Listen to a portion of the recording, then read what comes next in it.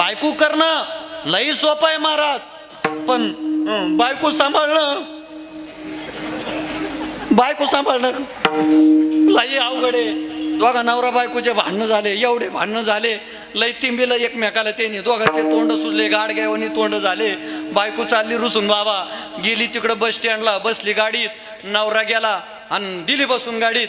मग बायको नवऱ्याला म्हणायला लागली, आता मी चालले, आता मी मागे येणार नाही, पण जाता जाता तुम्हाला सांगते किंवा मला काय दुसरी आणू नका. मग तू कशाला जाते, एवढा जीव येता, दुसरी आणू नका. आणि अजून एक सांगते जाता जाता किंवा मला काय, त्या वरच्या डब्यात आहे ना जर्मल डब्यात, त्याच्यात बारका डबा आहे, त्याच्यात गुलाबजामू ठेवले, तेवढे खा. खालच्या डब्यात पापड्या भाजून ठेवल्यात, त्याला बुरशी लागन, ते खाऊन घ्या मला यायच्या अगोदर. मग जायचंय तर येते कशाला. एक माणूस तर असा बायकोला भ्यायचं नाही महाराज. आपण तर कवाच भेट नाहीत बाबा बायकोला. बारीक दिसतो पण बायकोला कवाच भ्यायचं नाही. बायकोला वजनात जायचं म्हणायचं, हे ओट गंगे ओट ओट, जेवायला वाढ. बायको जर म्हणली ना नसते वाढीत, भ्यायचं नाही बायको. माझा आदर्श घ्या तुम्ही, मी अजिबात भेट नाही. एक दिवस गेलो, अशा गायक मंडळी नेले, चल रे वजनात म्हणलो चहा कर चहा, ती म्हणले नसते करीत. भेलो नाही, मग मी स्वतः केला, घ्यायचंच नाही. पण भेलो नाही महाराज, घ्यायचं काय कारण महाराज आहे का नाही. तुम्ही सुद्धा तेच करा महाराज. बायको चल जेवायला वाढ. माझ्या बायकोला म्हणलं चहा कर चहा, पाहुणे आलेत, ती म्हणली करीत नसते. राग आला. 7 वर्ष झालं म्हणलं तो ह्याच मनावर सगळं चाललंय म्हणलं, आता चलून देत नसतो. इथून पुढं चालणार तर आपल्या मनावर प्रपंच चालणार. कधीपर्यंत ऐकून घ्यायचं म्हणलं, आता ऐकून घ्यायला मोकळा नाही म्हणलं, आता माझ्या मनावर चालणार. बायको म्हणली तुमच्या मनावर तर तुमच्या मनावर, आता काय करायचं. तू म्हणली ना चहा कर, चहा नाही म्हणलं, अगोदर तेवढं धुणं पिळून टाकतो मग चहा करतो, पण माझ्याच मनावर करतो म्हणलं. एक तर लोकाला भेटाना बाबा, त्याच्यामुळं आपलं आहे ते सांभाळून ठेवा. तुम्ही तेच करायचं. तुम्ही नाही जमलं तर तुम्ही चल जेवण वाढ जेवण. बायको जर म्हणली ना वाढीत नसते, काठी घ्यायची.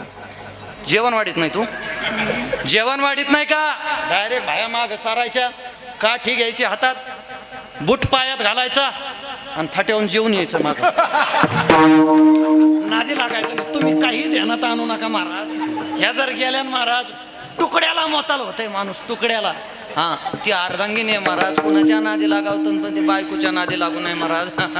एक बायको तर एवढी संशय घ्यायची, नवरा एवढी संशय घ्यायची बाबा, तिच्या संशयाला किंमतच नाही. एक दिवस नवरा गेला, घरी आला. घरी आल्याच्या नंतर त्याच्या अंगावर काळा केस निघला. बाई म्हणली सांगा आज कोणत्या बाईला भेटायला गेलते. मला कोणत्याच नाही, कंपनीतून आले. खोटं बोल नका म्हणली, तुमच्या अंगावर काळा केस येता बघतो, केस सांगतोय. हाणला ना नवरा. पुन्हा दुसऱ्या दिवशी नवरा गेला, कुठून तरी पांढरा केस उडून आला याच्या अंगावर. सांगा आज कोणत्या बाईला भेटायला गेलते. कोणत्याच नाही, कंपनीतून कामावून आलं. खोटं बोलू नका, आज केस पिकलेल्या बाईला भेटायला गेलते, तर तो पांढरा केस अंगावर पडला म्हणला. तिसऱ्या दिवशी बिचाऱ्याच्या अंगावर केसच नव्हता. हे अंग झटकून गेला. आता भांडणच नाही म्हणला. तरी घरी गेल्यावर म्हणली सांगा आज कोणत्या टाकल्या बाईला भेटायला गेलते तुम्ही, आज अंगावर केस काय केस नाही. याचं नाव प्रपंच आहे महाराज. तुम्ही सुख जरी भोगायला गेले तिकडून अगोदर दुःखच, आणि दुःख भोगायला गेले तरी सुद्धा दुःखच. मग प्रपंच कसा करावा ऐका. संसारी असावे असुनी नसावे, पक्षी अंगणी उतरती ते का गुंतून येणार हाती, तैसे असावे संसारी. जेव मिळवणं सोपं आहे. मला सांगायचंय बाबा, मला सांगायचंय, रोज उठून म्हाताऱ्या माणसानं ज्ञानेश्वरी वाचावी. नाही ना दिसत, अडाणी येत ना तुम्ही, असू द्या अडाणी, काही हरकत नाही.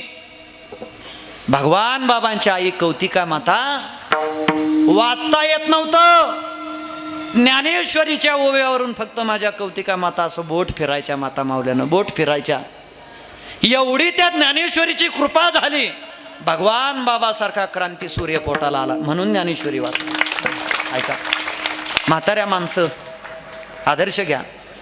नाही वाचता येत, तुकोबरायांच्या रोज गाथा उघडा आणि 1-2 अभंगावरून तुम्ही असं बोट फिरवा. अंतकरणातला भाव तुकोबरायांना कळू द्या. अंतकरणातल्या भावालाच खऱ्या अर्थानं देव भुकलाय.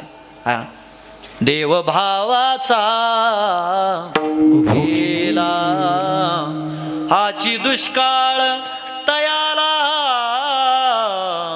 देव भावाचा भुकेला.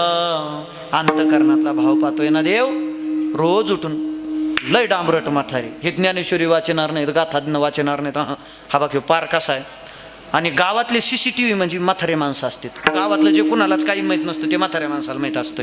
हां, मग त्यांना म्हणलं ना, बाबा घ्या ना सप्ताह चालू आहे, घ्या ना देवाचं नाव. म्हातारं देवाचं नाव घेत नाही. मग म्हातारं काय करतं, असं कडक कपड्यावाले माणसं निघताना बघा दिसावत गावातून आडव होतंय, थरथर कापत, हे कुंकड आलते, काही गरज आहे का? आपला कामधंदा बघ, कुंकड आलते मग त्यांना सांगावं लागतं ती तुकारामांनाची गंगू आहे ना, ती गंगू आपल्या बाळवल द्यायची.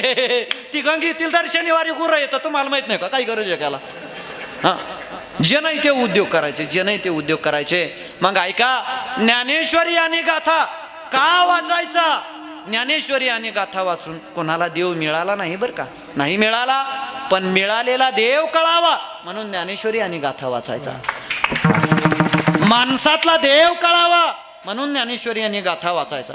माणूस म्हणून जगता यावं म्हणून ज्ञानेश्वरी आणि गाथा वाचायचा. हे देवा, तुझा मला विसर पडू देऊ नको. देव मिळवणंलाही सोपं आहे, देव मिळवणंलाही सोपं आहे, पण ऐका, मिळालेला देव सांभाळून ठेवणं कठीण आहे. मग देवा, तुझा मला विसर पडू देऊ नको. जर विसर पडला नाही तर मी काय करील? गुण गाईल आवडी, गुण गाईल आवडी, गुण गाईल आवडी, गुण गाईल आवडी. यस्ती बाकी सर्व यस्ती बाकी सर्व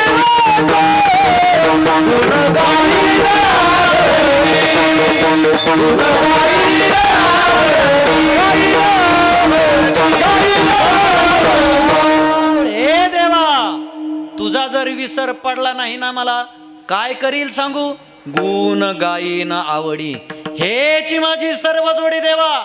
आवडीनं तुझं औदार्य, तुझं ऐश्वर्य, तुझी श्रीमंती याचं मी गुण गाईल, पण या जगाला सुद्धा देवा तुझ्या ऐश्वर्याचं वर्णन सांगेल. काय माझा देव आहे, काय माझा देव आहे, या जगाला सुद्धा समजून सांगेल देवा. फक्त तुझा विसर पडू देऊ नको. विसर पडू देऊ नको म्हणजे तुकोबारायला आठव झालेला आहे, झालेला आहे का नाही? आहे का नाही? तुकोबारायचे असे उलट सुलट प्रमाण आहेत बरं का बाबा. तुकोबारायने म्हणावं, तुझं मी आठविले नाही कधी, वाचे कृपा निधी माय बापा. देवा, मी तुला कधी आठवलंच नाही, आणि तुझा विसर पडू देऊ नको म्हटल्याच्या नंतर कुठंतरी आठव झालेला आहे, आणि देवा तुला मी आठवलाच नाही. आणि इकडून सुद्धा तुकोबारायण म्हणावं, दीनरजनी हाची धंदा, गोविंदाचे पवाडे. अरे तुझ्या नामस्मरणाशिवाय मी काही केलंच नाही, आणि तुझं मी आठविले नाही कधी. का? अरे तुला आठवायची गरजच पडली नाही का? हृदयातून तू बाजूला गेलाच नाही, आठवायची गरज काय? हृदयातून तू गेलाच नाहीस देवा, म्हणून तुझं मी आठविले नाही कधी. मग ऐका, असा देव समोर उभा राहावा. विठ्ठल विठ्ठल विठ्ठल.